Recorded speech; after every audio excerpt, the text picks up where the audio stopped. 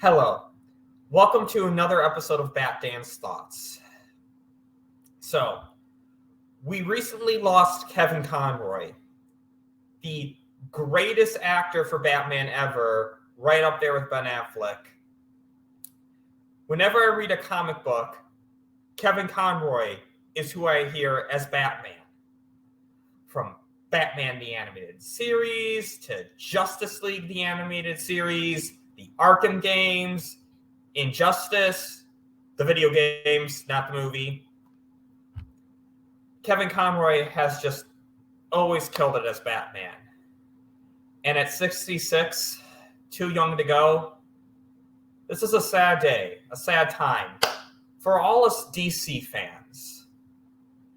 And to me, it wouldn't feel right to call myself Bat Dan and not do a tribute to Kevin Conroy, just one of, if not the best Batman ever. So what I wanted to do was not just review Kevin Conroy's best movie, not just the best animated superhero movie, but just one of the best superhero movies, period, ever. And that movie is Mask of Phantasm. And afterwards, I want to talk about Kevin Conroy a little bit. So stay tuned till the end. But let's get some background music in here for the movie review portion of this video.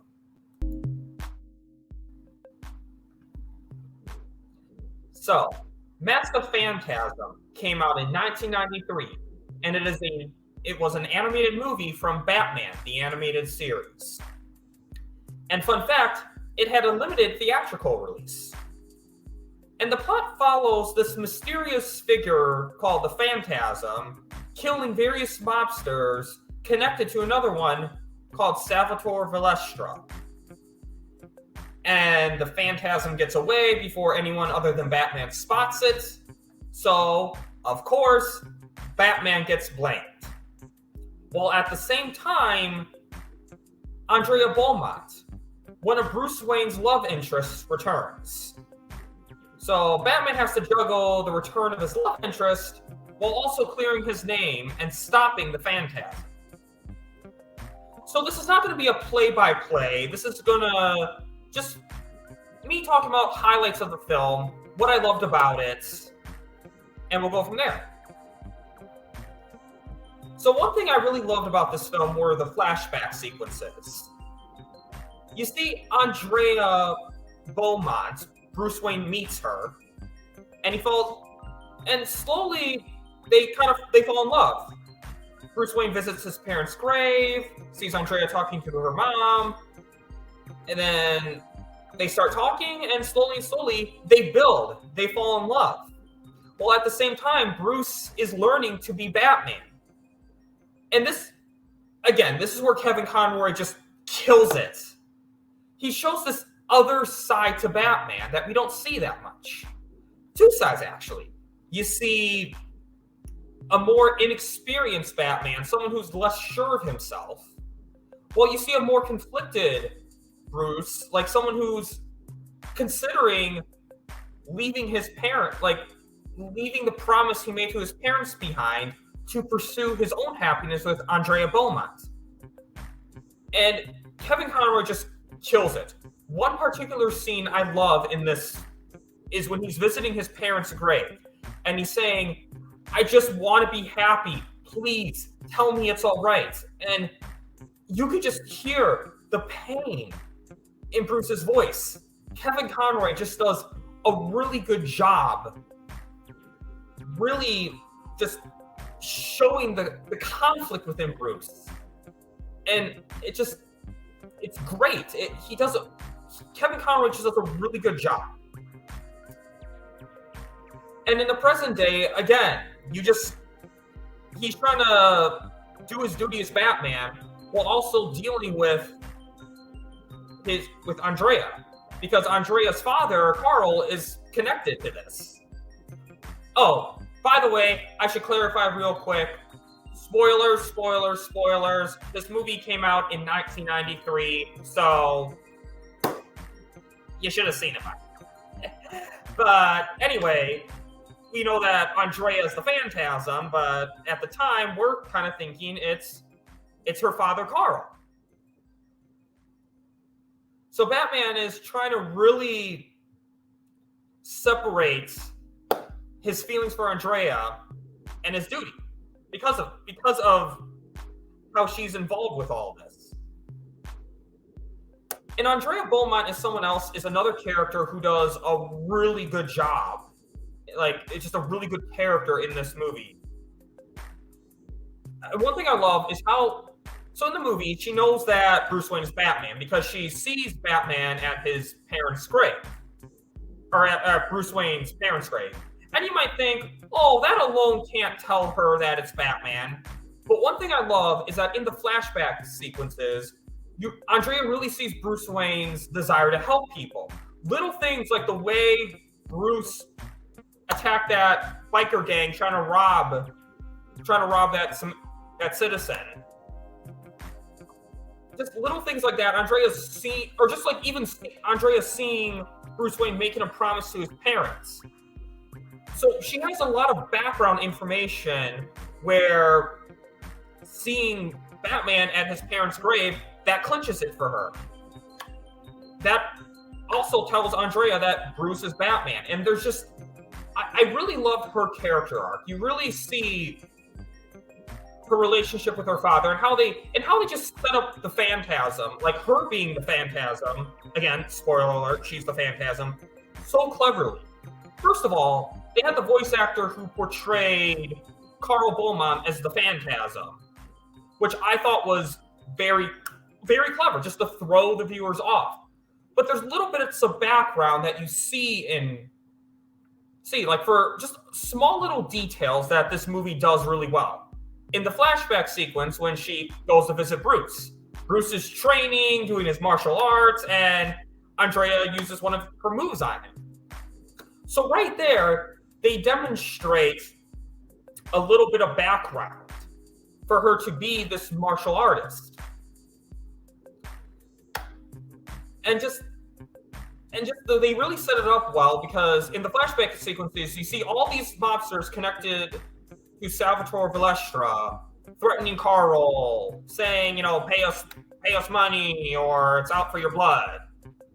So they do a really good job of convincing the viewers that yes, it is Carl, but they show one final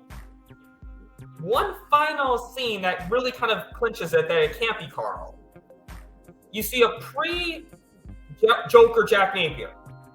For this video, I'm going to call him Jack Napier. I know the New Adventures of Batman kind of retconned Jack Napier as an alias, but it's just easier.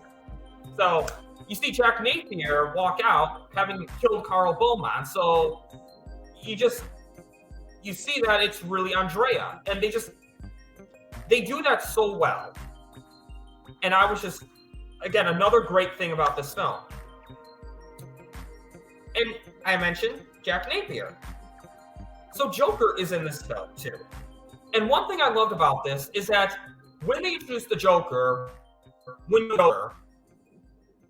it's only halfway through the film. So the film has enough time to kind of stand on its own before it introduces Joker. Because, Joker tends to save a lot of these Batman films or just makes them a lot better. But here, it felt like they used Joker the perfect amount. Not too much that he overshot the film, but enough that you really got to see how Joker was connected in all of this. I love how you see a little bit of an origin for Joker, but nothing too big, nothing that you know who he is, because Joker is supposed to be a mysterious figure. But, a random mobster could have a bit of a hidden background, so. And Mark Hamill, again, as Joker, just always kills it. He always kills it as Joker, and here is no exception. Mark Hamill gives it his all. And one thing I loved about this is that, look, I love Batman the Animated Series, so make no mistake. But there were times I felt that Joker was held back being on a kid's show. Mark Hamill's even said that the Arkham games compared to Batman the Animated Series, that Joker was held back a lot more in Batman the Animated Series because it was a kid's show. Obviously, Batman Beyond Return of the Joker was one of the exceptions in that universe, but Mask of Phantasm also, just little things, like seeing Joker kind of gruesomely kill Salvatore Valestra. Little things like that to show Joker being a badass, being one of the few people to actually be able to stand up to the Phantasm when Andrea comes to kill him.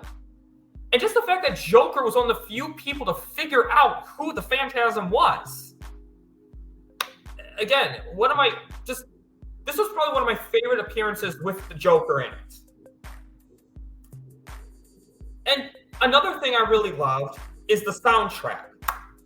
You hear Batman the Animated Series in the opening, the regular theme, but just a very grander scale on an epic, majestic, I don't know how to describe it, just really powerful version.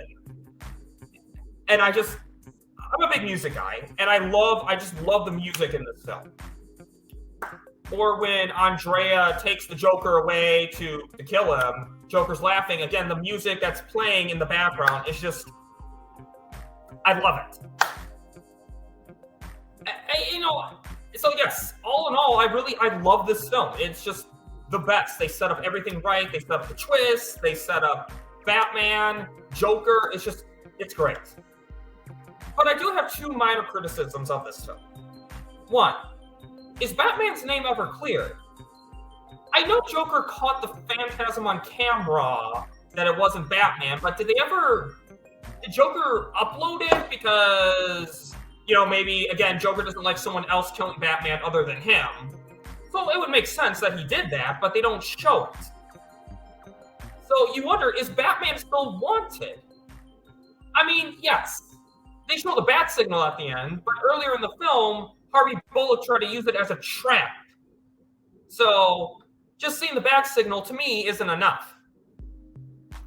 And also, because this film is part of a shared universe, when the Phantasm takes Joker away, you see that Andrea, after the explosion, she takes Joker away in that explosion, and you see that she survived, but you don't see Joker again. So you wonder, is Joker alive? You see him in the New Adventures of Batman, so obviously he is, but you wonder, how did Joker get out of this? I know there is a comic that extends on this, where Andrea took Joker in the sewer, they got into a fight, and the current carried Joker away. So I know there's a comic that extends and explains that. But I really need to see that in the movie. Again, those are my only two gripes in the film. All in all, it's just a really, really great film. Kevin Conroy's best film, one of the best superhero films, period. I would honestly put it right under Zack Snyder's DC films. It's that good. I have no choice but to give this film a 9.89572346. Okay. Now, before we end this, I just want to say a little something about Kevin Conroy. Kevin Conroy has brought so much joy in my life. Whenever I needed to make myself happy, stress of school, I just thought of Kevin Conroy's Batman. Just the way Batman would persevere through an issue.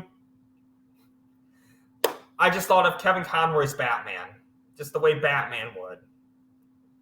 And just whenever I was down, I just thought of Batman the Animated Series, Justice League the Animated Series. Kevin Conroy's brought so much joy in my life as Batman, and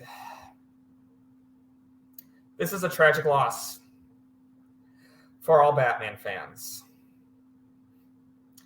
Thank you, Kevin Conroy. Thank you for everything you've done as Batman. You will be missed.